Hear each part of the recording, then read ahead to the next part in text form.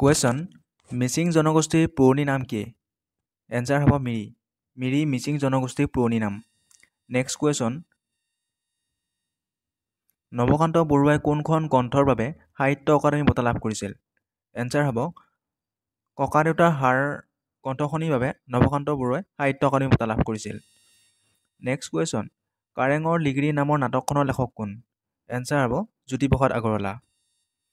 Next question Bhupen Hazarika অসমৰ কোনখন প্ৰথম ক্ষুদ্ৰ আলোচনী সম্পাদক আছিল? এনচাৰ হ'ব বিন্দু। নেক্সট কুৱেশ্যন ৰীতা চৌধুৰীয়ে কোনখন কিতাপৰ বাবে সাহিত্য অকাডেমি বঁটা লাভ কৰিছিল?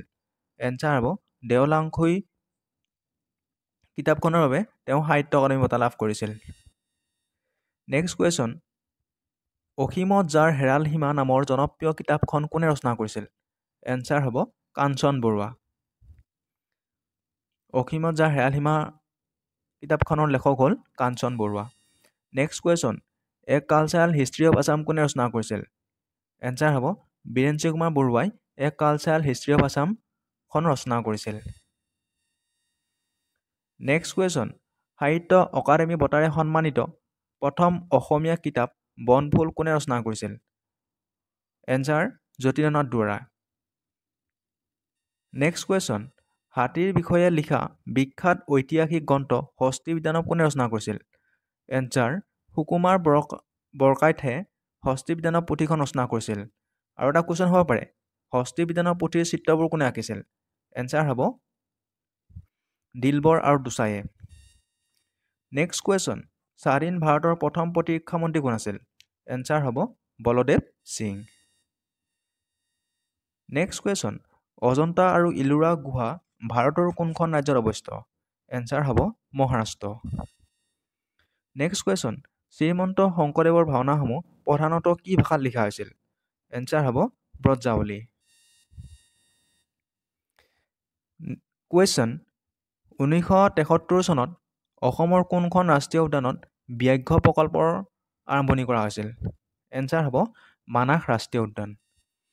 নেক্সট কুৱেশ্যন প্ৰথম অসমীয়া ভ্ৰাম্যমাণ নাট্য দলটোৰ নাম কি? এনচাৰ হ'ব নটৰাজ থিয়েটাৰ। নেক্সট কুৱেশ্যন কোনখন পুথিক হাজাৰী বা হেজাৰী ঘোষা বুলি কোৱা হয়? এনচাৰ হ'ব নামঘোষা। নামঘোষা মহাপুৰুষ মাধৱদেৱে ৰচনা কৰিছিল। নেক্সট কুৱেশ্যন বল্লভভাই পেটেলক চৰ্দাৰ উপাধিটো কোনে প্ৰদান কৰিছিল? এনচাৰ হ'ব মহাত্মা গান্ধীয়ে বল্লভভাই পেটেলক চৰ্দাৰ উপাধিটো প্ৰদান কৰিছিল। নেক্সট কুৱেশ্যন ভাৰতে উৎক্ষেপণ কৰা প্ৰথম উপগ্ৰহটোৰ নাম কি আছিল? এনচাৰ হ'ব আৰ্যভট্ট। 1975 চনত ছোভিয়েট ৰাছিয়াৰ সহায়ত ভাৰতে প্ৰথমটো কৃত্ৰিম উপগ্ৰহ আৰ্যভট্ট 1975 চনত উৎক্ষেপণ কৰিছিল। নেক্সট কুৱেশ্যন চিপাহী বিদ্ৰোহৰ সময়ত ভাৰতৰ প্ৰথম ভাইচৰয় কোন আছিল? এনচাৰ হ'ব লৰ্ড কেনিং চিপাহী বিদ্ৰোহৰ সময়ত ভাৰতৰ প্ৰথম ভাইচৰয় আছিল। নেক্সট কুৱেশ্যন ভাৰত ত্যাগ আন্দোলনৰ সময়ত ভাৰতৰ ভাইচৰয় কোন আছিল? কুৱেশ্যনটো কৈছে ভাৰত ত্যাগ আন্দোলনৰ সময়ত ভাৰতৰ ভাইচৰয় কোন আছিল? এনচাৰ হ'ব লৰ্ড লিন্থো আছিল ভাৰত ত্যাগ আন্দোলনৰ সময়ত ভাৰতৰ ভাইচৰয়। নেক্সট কুৱেশ্যন ভাৰতত চিপাহী বিদ্ৰোহ ক'ৰ পৰা আৰম্ভ হৈছিল? এইটো কুৱেশ্যন এছাম পুলিচ ABBৰ কাৰণে খুব ইম্পৰ্টেণ্ট আছে। মিৰাটৰ পৰা। ভাৰতত চিপাহী বিদ্ৰোহ মিৰাটৰ পৰা আৰম্ভ হৈছিল। নেক্সট কুৱেশ্যন আল্পছ পৰ্বতমালা কোনখন মহাদেশত অৱস্থিত? এনচাৰ হ'ব ইউৰোপ মহাদেশত আল্পছ পৰ্বতমালা অৱস্থিত। নেক্সট কুৱেশ্যন বছৰৰ আটাইতকৈ ছুটিৰ দিন কোনটো? এনচাৰ হ'ব 22 ডিচেম্বৰ। আৰু এটা কুৱেশ্যন হ'ব পাৰে বছৰৰ আটাইতকৈ দীঘল দিন কোনটো? এইটো কুৱেশ্যন হ'ব পাৰে। নেক্সট কুৱেশ্যন কোনে গোপীনাথ বৰদলৈক লোকপ্ৰিয় উপাধি প্ৰদান কৰিছিল? কুৱেশ্যনটো কৈছে কোনে গোপীনাথ বৰদলৈক লোকপ্ৰিয় উপাধি প্ৰদান কৰিছিল? এনচাৰ হ'ব জয়ৰাম দাস দৌলতৰামে গোপীনাথ বৰদলৈক লোকপ্ৰিয় উপাধি প্ৰদান কৰিছিল। নেক্সট কুৱেশ্যন অকংগ্ৰেছী চৰকাৰ গঠন কৰা অসমৰ প্ৰথম মুখ্যমন্ত্ৰী কোন আছিল? এনচাৰ হ'ব গোলাপ বৰবৰা। গোলাপ বৰবৰাই 1978 চনত প্ৰথমখন অকংগ্ৰেছী চৰকাৰ গঠন কৰিছিল। নেক্সট কুৱেশ্যন অসমৰ প্ৰথম বিধানসভা ক'ত অনুষ্ঠিত হৈছিল? এনচাৰ হ'ব 1937 চনত শ্বিলঙত অনুষ্ঠিত হৈছিল। নেক্সট কুৱেশ্যন, কোন তাৰিখে প্ৰথম অসম বিধানসভা উদ্বোধন কৰিছিল? এনচাৰ হ'ব 7 এপ্ৰিল 1937 চনত প্ৰথম অসম বিধানসভা অধিৱেশন উদ্বোধন কৰিছিল। নেক্সট কুৱেশ্যন, অসম বিধানসভাৰ প্ৰথম অধ্যক্ষ কোন আছিল? এনচাৰ হ'ব বাবু বসন্ত কুমাৰ দাস। আৰু বৰ্তমান অসম বিধানসভাৰ অধ্যক্ষ কোন? বিশ্বজিৎ দৈমাৰী।